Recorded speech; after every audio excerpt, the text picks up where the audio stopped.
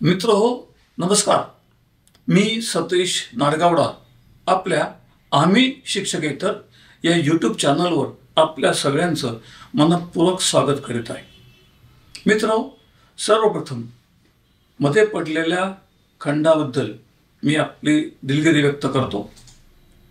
मार्च अखेरीस झालेल्या एका ॲक्सिडेंटमुळे व त्यावरच्या बाकीच्या सर्व शस्त्रक्रिया, विश्रांती, औषधोपचार या सगळ्या बाबींमुळे मी आपल्यासमोर नियमित व्हिडिओ सादर करू शकलो नाही. याबद्दलची ही दिलगिरी आहे. आपल्या सगळ्यांच्या सदिच्छा. यामुळे मी आज आपल्यासमोर परत एकदा दाखल होत आहे. आज 1 जून आपण 2025-26 या शैक्षणिक वर्षामध्ये प्रथम दिवसाला प्रवेश करीत आहोत.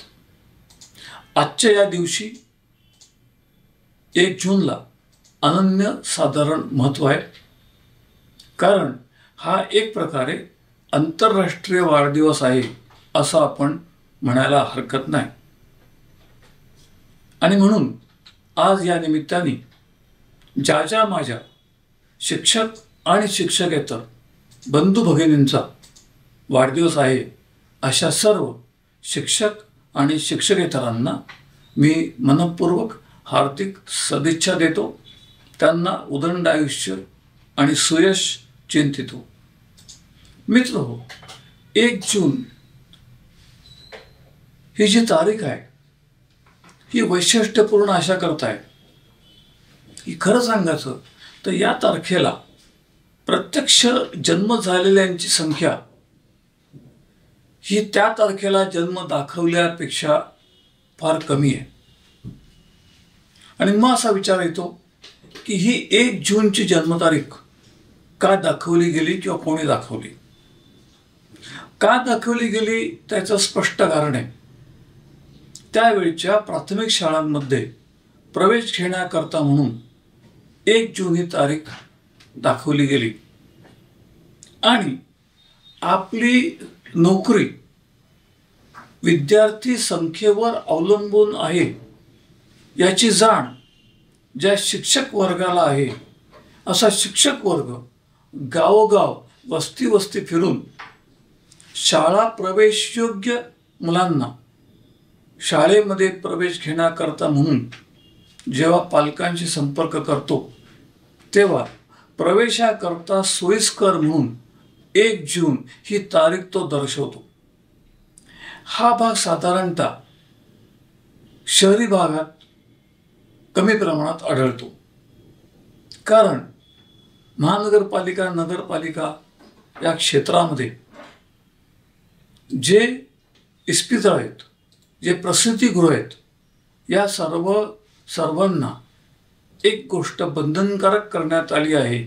ती म्हणजे त्यांनी त्या दिवशी झालेले जन्म त्या कार्यालयांमध्ये ताबडतोब त्या दिवशीच कळवणं हे त्यांच्यावर बंधनकारक आहे. मात्र आज काळ जरी बदलला असला तरी अजूनही काही ठिकाणी प्रवेशाच्या म्हणण्यापेक्षा जन्माच्या नोंदी या साधारणतः अंदाजपंचे होताना आढळून येते. व अशा ठिकाणी 1 जून ही तारीख सर्वसहा टाकली जाते. बहुतांश करून स्थानिक स्वराज्य संस्थांच्या ज्या शाळा आहेत, अशा शाळांच्या प्रवेशामध्ये 1 जून ही तारीख प्राधान्याने आढळते. हे जे प्रयोजन आहे हे आणि नंतर आपल्याला ही तारीख बदलता येत नाही, अशा करता की जर पुढे म्हणजे सेवेत असताना, म्हणजे शाळेमध्ये असताना किंवा सेवेत लागायच्या वेळेला ही तारीख जर बदलायचा प्रयत्न केला गेला तर त्याचं प्रवेशाचं वय त्या विद्यार्थ्याचं भरत नाही. ही त्यातली मूलभूत अडचण आहे. आता या 1 जूनच्या तारखेमुळे 2005च्या पूर्वी जे सेवेत आले त्यांना जुनी पेन्शन योजना मिळणार आहे. अशांच्या संदर्भामध्ये हा व्हिडिओ माहिती महत्त्वाची आहे. असे जे व्यक्ती ज्यांची नियुक्ती ही 1/11/2005च्या आधी झालेली आहे आणि ज्यांना जुनी पेन्शन योजना लागू आहे आणि ज्यांची जन्मदिनांक 1 जून दाखवलेली आहे असे सर्व कर्मचारी या अर्थामध्ये मुख्याध्यापक, शिक्षक, शिक्षकेतर हे सर्व 31 मे रोजी सेवानिवृत्त होणार आहेत. यामध्ये आपल्याला कोणालाही काहीही गैर वाटणार नाही, हेही बरोबर आहे, कारण हा नियम आहे. आता जो मुद्दा मी आपल्यासमोर नव्याने घेऊन आलोय तो अत्यंत महत्त्वाचा आहे आणि तो यापूर्वी निवृत्त झालेल्या आणि यानंतर निवृत्त होणाऱ्या सर्व कर्मचाऱ्यांना महत्त्वाचा आणि आर्थिक लाभ मिळवून देणारा ठरू शकतो. कसा ते आपण आता बघणार आहोत. आपण जर बघितलं असेल तर अलीकडच्या 2 वर्षांच्या काळामध्ये ज्यांची निवृत्ती 30 जून रोजी झालेली आहे अशा सर्व शासकीय, निमशासकीय, जिल्हा परिषद, नगरपालिका, नगर परिषदा, खासगी अनुदानित मान्यताप्राप्त प्राथमिक माध्यमिक शाळा यामधील शिक्षक, शिक्षकेतरांना 1 जुलैची काल्पनिक वेतनवाढ गृहीत धरण्याबद्दल आदेश झालेले आहेत. म्हणजेच 1 जूनची काल्पनिक वेतनवाढ धरून संबंधितांना त्यानुसार सेवानिवृत्ती वेतन अर्थात पेन्शन याची परिगणना म्हणजे कॅल्क्युलेशन करायचं आहे. मात्र सेवा व उपदान म्हणजे ग्रॅच्युटी करता मात्र ही रक्कम किंवा ही काल्पनिक वेतनवाढ धरायची नाही आहे. अशा पद्धतीची तरतूद नव्याने करण्यात आलेली आहे. अर्थात ही जी तरतूद करण्यात आली ही सुद्धा कुठल्याही परिस्थितीमध्ये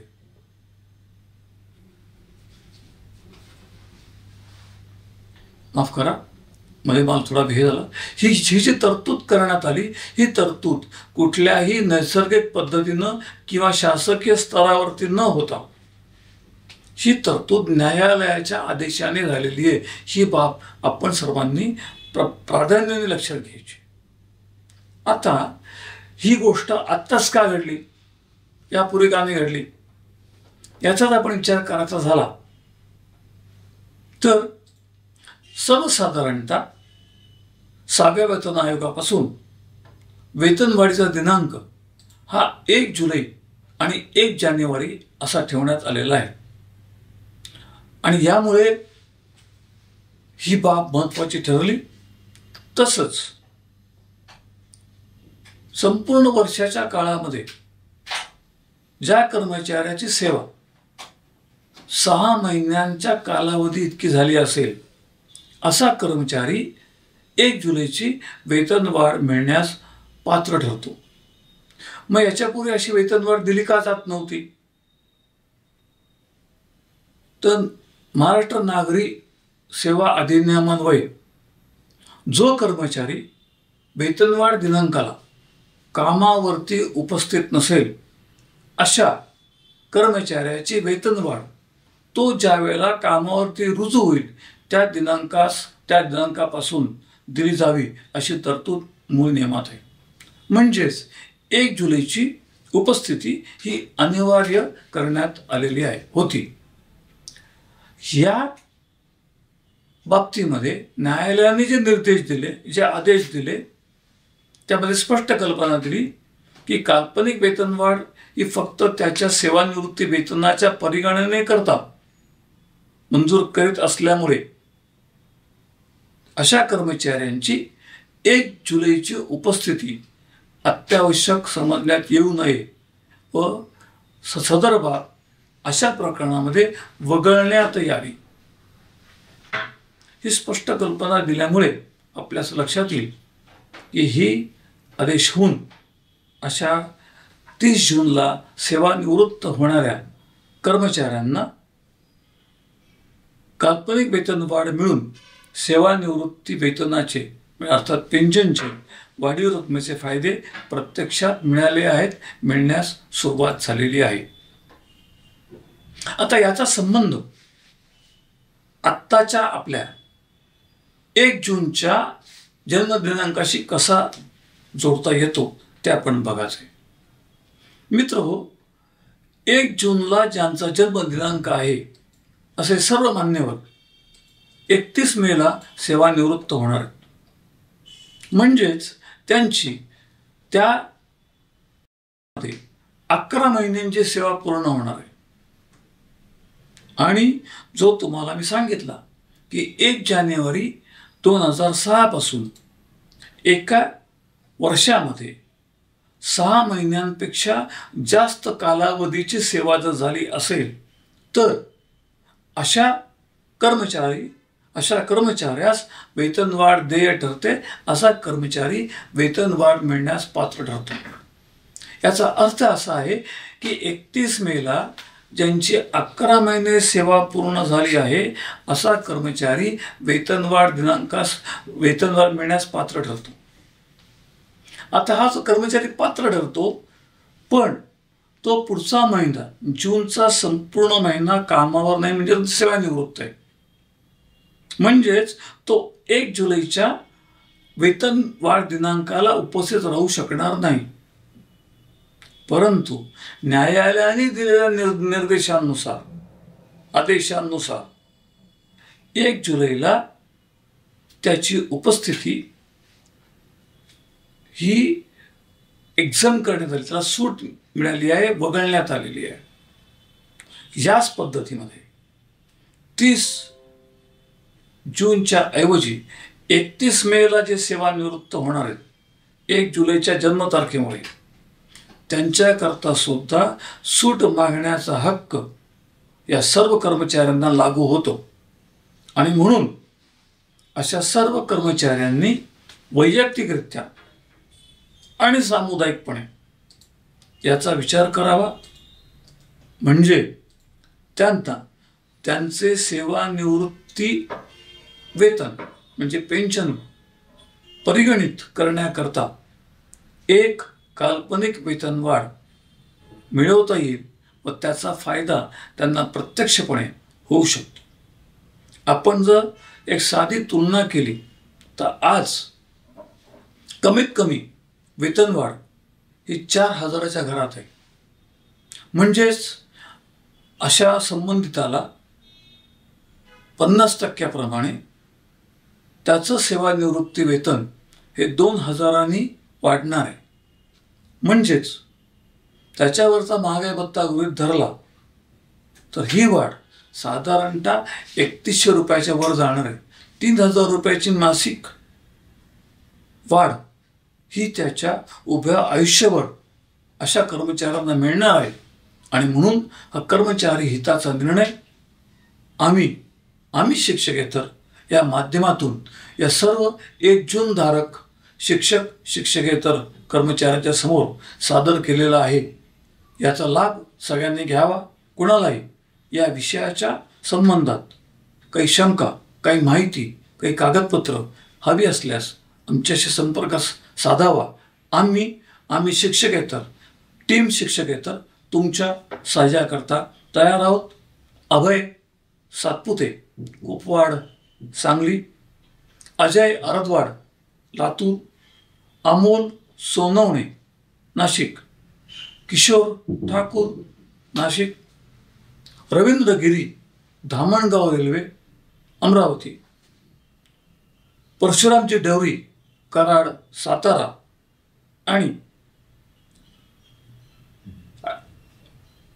आयकर सल्लागार तज्ज्ञ ॲडव्होकेट अमोल ठाकरे, अमरावती, ॲडव्होकेट विजय देशपांडे, नागपूर आणि माझे तंत्रस्नेही संजय हंडोरे, अवी आणि प्रवीण पोरजे यांच्यासह मी आपली रजा घेतो. धन्यवाद.